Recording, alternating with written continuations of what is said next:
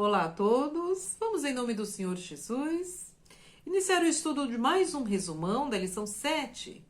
O tema de hoje é Vitória através da confiança. Primeiro tópico, Filhos de Deus. Pergunta A: quando e como nós, que somos filhos da ira por natureza, nos tornamos filhos de Deus? Aqui no verso de João, capítulo 1, versículos 12 e 13, diz: Mas a todos quanto o receberam, deu-lhes o poder de serem feitos filhos de Deus, aos que creem no seu nome. Então, aquele que crê no nome de Cristo é justificado pela fé, mediante o arrependimento, mediante a fé no sacrifício de Cristo. Então, ele recebe a Cristo, crê no nome de Cristo, aí ele se torna filho de Deus. O verso 13, os quais não nasceram do sangue, nem da vontade da carne, nem da vontade do varão, mas de Deus.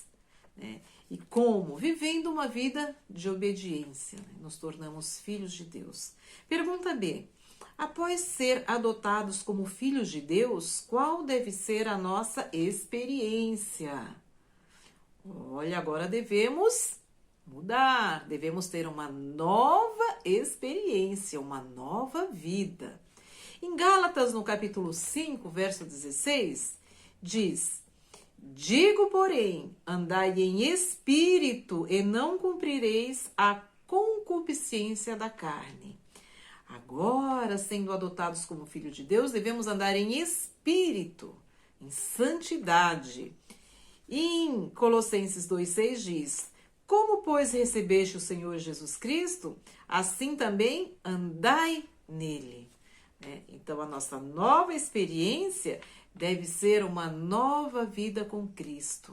Devemos andar com Cristo em espírito. Vamos agora ao segundo tópico: características dos filhos de Deus. Pergunta A: como a Bíblia descreve os verdadeiros filhos de Deus? Lá no verso de 1 João, capítulo 3, lá no versículo 3 diz: E qualquer que nele tem esta esperança purifica-se a si mesmo, também como ele é puro. Então, os verdadeiros filhos de Deus devem ser puros, devem ter um caráter limpo, um caráter semelhante ao caráter de Cristo. E lá em 1 Pedro, no capítulo 1, nós podemos ver o resumo dos versos de 13 a 16, que diz que o verdadeiro cristão, ele é sóbrio. Então, ele exerce uma religião racional. Ele é racional, um cristão racional, equilibrado, obediente, santo. E também obediente e santo. São principais características, Sobriedade, obediência e santidade. Assim deve ser o cristão, a nossa experiência como verdadeiros filhos de Deus. Devemos ter essas características. A pergunta B diz: que frutos a vida dos filhos de Deus deve revelar? E agora? Após uma transformação, após andarmos em sobriedade, obediência, santidade, aí vem os frutos. Vamos ver em Gálatas, no capítulo 5, verso 22, e o 23 também. Mas o fruto do Espírito são 9 os frutos.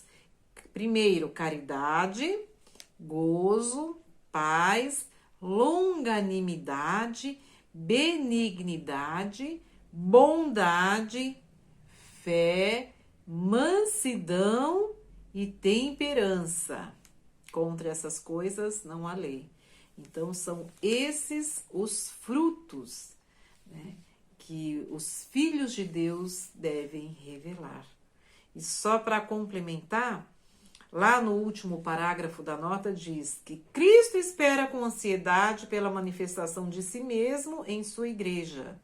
Quando o caráter de Cristo for perfeitamente reproduzido em seu povo, então ele virá reivindicá-los como seus. Devemos dar bons frutos, para que o caráter de Cristo seja observado, seja revelado em nossa vida. Pergunta C, como Paulo explica o fruto do Espírito? Especificamente, né? O puro abnegado amor, conhecido como caridade. O bem conhecido 1 Coríntios 13, que fala do amor, né, da caridade, as características da caridade. Vamos ver os versículos de 4 a 8. Vamos refletir como o apóstolo Paulo explica. A caridade é sofredora, benigna, a caridade não é invejosa. A caridade não trata com leviandade, não se ensoberbece, não se porta com indecência, não busca os seus interesses e não se irrita. Não se irrita, não suspeita mal, não folga com a injustiça, mas folga com a verdade. Tudo sofre, tudo crê, tudo espera e tudo suporta. A caridade nunca falha, mas havendo profecias serão aniquiladas, havendo línguas cessarão e havendo ciências desaparecerá. Então aqui o apóstolo Paulo descreve várias características, né, da caridade. Vamos agora ao terceiro tópico, guiados e capacitados pelo Espírito Santo. Perguntar o que o Espírito Santo faz pelos filhos de Deus. Aqui em Romanos 8, nós podemos ver 4 características do que o Espírito Santo faz. Ajuda em nossas fraquezas, né? Intercede por nós com gemidos inexprimíveis, examina os corações, né? E intercede pelos santos. E aqui no pensamento inspirado, no primeiro parágrafo, diz que o Espírito atua em nosso coração, extraindo orações e penitência, louvor e ações de graça. Então, isto que o Espírito Santo faz pelos filhos de Deus. Vamos à pergunta B. Se mantivermos uma conexão constante com Cristo, o que Ele promete fazer por nós? Vamos ver? Olha que lindo, em Filipenses capítulo 1, verso 6 diz: tendo por certo isto mesmo, que aquele que em vós começou a boa obra, né, aperfeiçoará até o dia de Jesus Cristo. Então, Cristo promete fazer por nós a boa obra, né? E em 1 João 2,1 diz: meus filhinhos, essas coisas vos escrevo para que não pequeis. Mas se alguém pecar, temos um advogado para com o Pai, Jesus Cristo, o justo.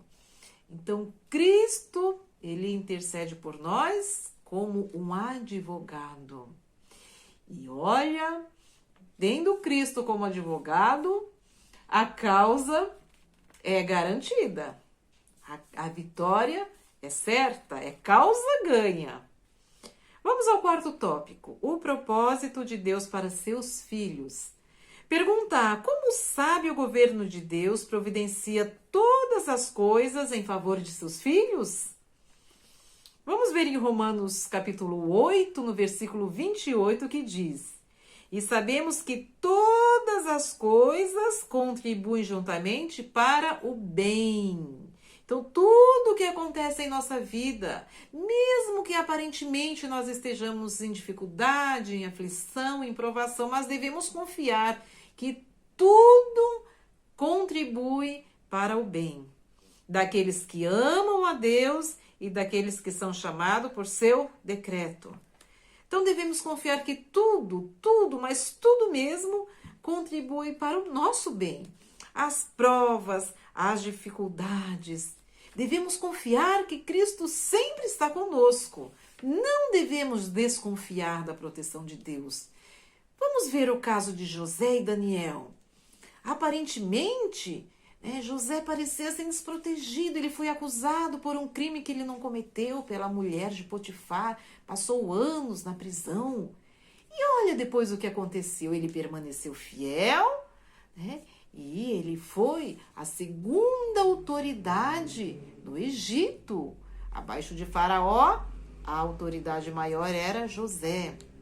E Daniel também, né? Armaram ciladas para Daniel, e Daniel continuou firme, permaneceu firme em suas orações, né? Não cessou de orar por conta do decreto do rei. E foi lançado na cova dos leões. E a Bíblia fala que Deus enviou seu anjo para fechar a boca dos leões. E aí Daniel foi salvo, né? E o rei ainda teve mais simpatia por Daniel, mais respeito pelo Deus de Daniel, nosso Deus verdadeiro. Tanto que aqueles que armaram a cilada para Daniel, ele e suas famílias foram julgados na cova dos leões posteriormente. Pergunta B. Embora Deus conheça o futuro de todos, o que ele predestina para a vida de seus filhos? Vamos ver o texto de Romanos 8, 29, que diz: porque os que dantes conheceu também os predestinou para serem conforme a imagem de seu filho, né? Então devemos viver a imagem de Cristo, do caráter de Cristo. E em João 1,12 diz: mas a todos quanto o receberam, deu-lhes o poder de serem feitos filhos de Deus, aos que creem no seu nome, né? Então, agora o que Deus predestina para a vida de seus filhos, né? Vamos ver aqui no Pensamento Inspirado, que diz que esta é a salvação eficaz de um povo peculiar, escolhido por Deus entre os homens. Aquele que permanece como filho de Deus, vivendo em fé, em obediência, dando bons frutos, né, vai ter a salvação. É o que Deus tem reservado para quem permanecer fiéis, para os seus filhos. A vida eterna, a salvação. Continuando o Pensamento Inspirado, diz que todos os que desejam ser salvos por Cristo é que são os eleitos de Deus. Olha a salvação. Os obedientes é que são os predestinados desde a fundação do mundo. Pergunta C. Explique o processo que é executado passo a passo em nosso favor. Vamos ver o texto de Romanos 8, o verso 30, que diz: e os que predestinou, a esses também chamou, e os que chamou, a este também justificou, e aos que justificou, a esses também glorificou. Então, primeiro passo, o convite. O convite é o primeiro passo. Todos aceitam o convite? Não, nem todos aceitam o convite. Próximo passo, aceitou o convite? É justificado pela fé. Fé no sacrifício de Cristo, através do arrependimento.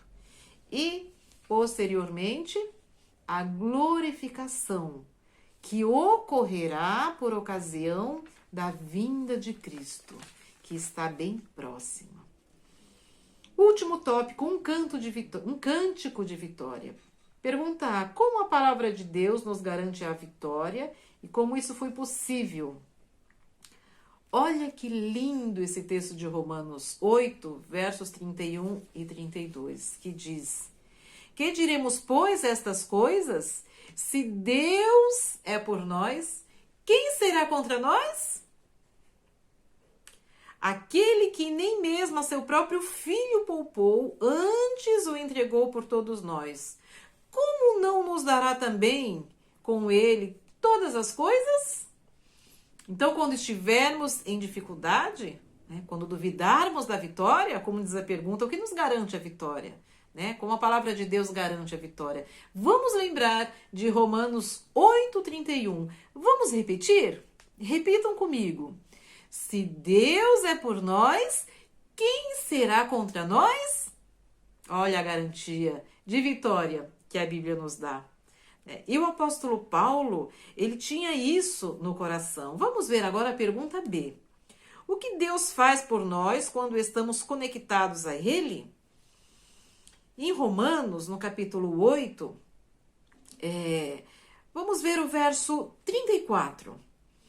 Pois é Cristo quem morreu, ou antes quem ressuscitou dentre os mortos, o qual está à direita de Deus e também intercede por nós. Olha só, aqui já começa a responder.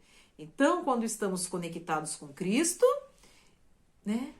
Cristo intercede por nós, como já vimos, como advogado. Versículo 35. Quem nos separará do amor de Cristo? Aqui as palavras bonitas, lindas, são perguntas reflexivas que o apóstolo Paulo faz para todos nós refletirmos. Novamente, quem nos separará do amor de Cristo? A tribulação? A angústia? A perseguição? A fome?